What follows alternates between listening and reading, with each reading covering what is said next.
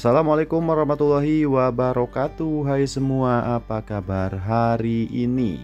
Kali ini kita akan membahas soal P3K kompetensi teknis untuk guru, baik itu guru Kementerian Agama ataupun untuk guru Kemdikbud. Kita mulai saja dari soal nomor 1. Seorang guru menemukan suatu model pembelajaran yang sangat inovatif dan kemudian dipublikasikan oleh seorang wartawan di media massa. Apa yang dilakukan guru tersebut merupakan upaya pengembangan keprofesian berkelanjutan dalam kategori apa? Apakah A. Karya inovatif teknologi tepat guna, B. Publikasi ilmiah di media massa, C. Karya inovatif menciptakan karya, D. Pengembangan diri fungsional, ataukah E. Pengembangan diri kolektif? Dan jawaban yang paling tepat adalah yang C. Karya inovatif menciptakan karya. Kenapa yang C? Dikarenakan di soal dikatakan bahwa ada guru yang menemukan suatu model pembelajaran yang sangat inovatif. Jadi kata kuncinya di situ adalah inovatif. Jadi soal yang C ataupun jawaban yang C adalah jawaban yang paling tepat. Soal nomor 2, aktivitas pengembangan diri mulai dari refleksi sampai dengan tindakan terjadi berulang dan juga bersifat spiral mengandung pengertian apa? A. Memberikan dampak peningkatan profesionalisme secara akumulatif. B. Aktivitas pengembangan diri dapat melebar ke topik-topik lain. C. Terjadi secara mendalam dan melibatkan lebih banyak partisipan. D. Mengandung unsur kebebasan di dalam proses belajarnya. E. Melibatkan pengetahuan dan pengalaman guru sebelumnya. Dan jawaban yang paling tepat adalah yang B. Aktivitas pengembangan diri dapat melebar ke topik-topik lain. Karena di soal disebutkan bahwa pengembangan diri dari refleksi sampai dengan tindakan terjadi berulang-ulang. Itu adalah kata kunci terhadap jawaban yang paling tepat, yaitu yang B. Soal nomor 3, guru akan dihadapkan kepada berbagai pilihan kegiatan yang mengharuskan untuk menentukan skala prioritas dan memilih yang paling sesuai. Tahap ini merupakan salah satu tahap di dalam kegiatan refleksi, yaitu A. Menarik kesimpulan, B. Menyusun rencana aksi, C. Melakukan analisis, D. Merasakan dan menghayati, E. Melaksanakan tindakan. Dan tentunya jawaban yang tepat adalah yang B, yaitu menyusun rencana aksi. Kenapa yang B? Karena di dalam soal dikatakan ya, guru dihadapkan kepada berbagai pilihan, yaitu pilihan kegiatan yang mengharuskan untuk menentukan skala prioritas. Nah, biasanya ini berhubungan dengan sebuah aksi dari suatu kegiatan. Jadi jawaban yang paling tepat adalah yang B, yaitu kegiatan refleksi yang berkaitan dengan menyusun rencana aksi. Kita lanjut ke soal nomor 4. Salah satu sikap guru profesional adalah bersikap reflektif dapat tercermin dari tindakan berikut. A. Menggunakan pengalaman masa lalu sebagai sumber belajar. B. Mendokumentasikan kelebihan dan kekurangan diri. C. Merefleksikan setiap tindakan dan keputusan yang sudah diambil sebagai bahan evaluasi diri. D. Mengkaji kualitas diri untuk menambah rasa percaya diri dan motivasi diri. E. Memanfaatkan pengetahuan lokal sebagai strategi peningkatan diri berkelanjutan. Nah, dan jawaban yang paling tepat untuk soal nomor 4 adalah yang C, yaitu merefleksikan setiap tindakan dan keputusan yang sudah diambil sebagai bahan evaluasi diri. Karena ditanyakan di soal adalah sikap guru profesional ya ketika melakukan refleksi diri. Jadi yang paling tepat adalah yang C, karena kata kuncinya adalah reflektif. Dan di pilihan jawaban ada kata merefleksikan setiap tindakan dan keputusan yang sudah diambil sebagai bahan untuk evaluasi diri. Jadi yang C adalah jawaban yang paling tepat. Nomor 5, adanya rasa tanggung jawab, sikap responsif dan inovatif terhadap perkembangan ilmu pengetahuan dan teknologi merupakan bentuk pelaksanaan dari fungsi guru sebagai berikut.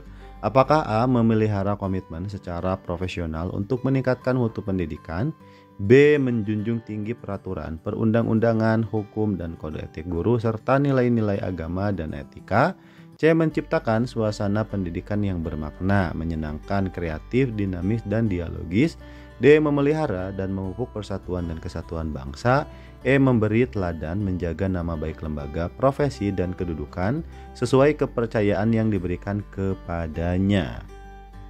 Dan jawaban yang paling tepat tentunya adalah yang A. Memelihara komitmen secara profesional untuk meningkatkan mutu pendidikan.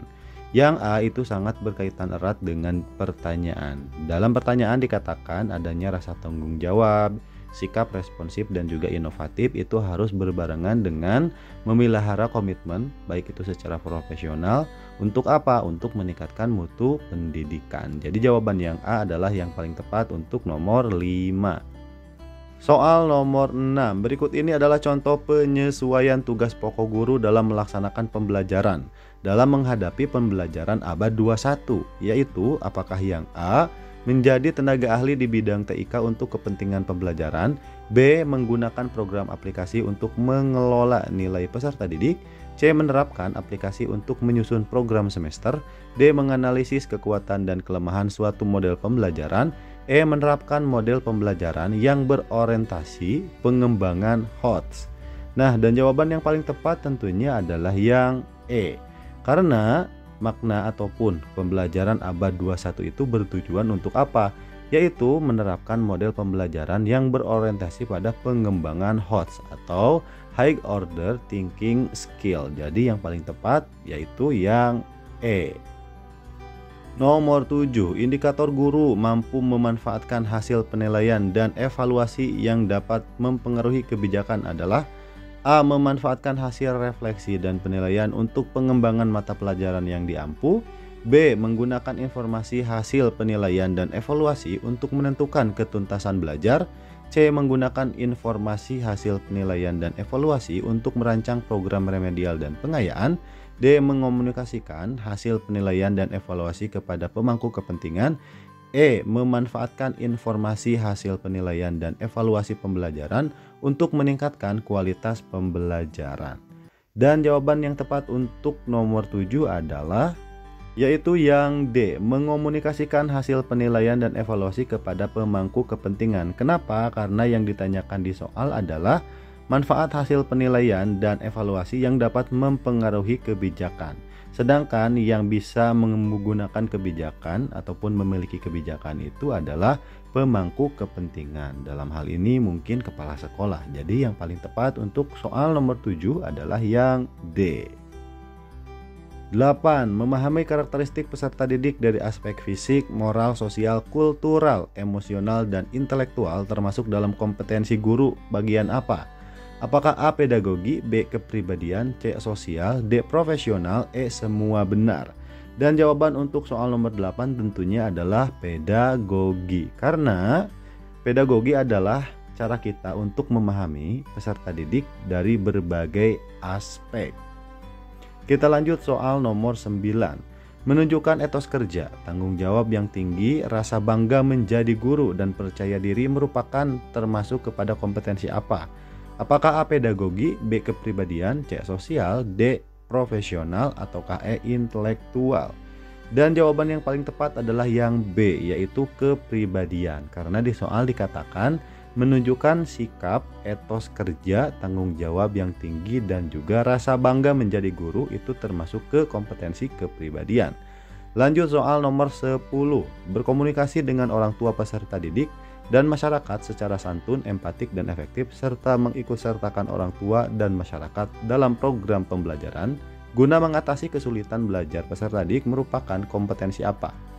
Apakah A. pedagogi, B. kepribadian, C. sosial, D. profesional, E. humanis? Dan jawaban yang paling tepat tentunya adalah yang C, yaitu sosial. Karena di dalam soal dikatakan hubungan guru dengan orang tua peserta didik dan juga masyarakat, dan itu masuknya adalah ke kompetensi sosial. Itulah dia contoh soal kompetensi teknis untuk guru, baik guru Kemenag ataupun guru Kemdikbud. Saya doakan semoga teman-teman selalu diberikan kesehatan dan juga bisa lulus dalam tes CPNS ataupun P3K pada tahun 2023 ini. Saya ucapkan terima kasih. Wassalamualaikum warahmatullahi wabarakatuh.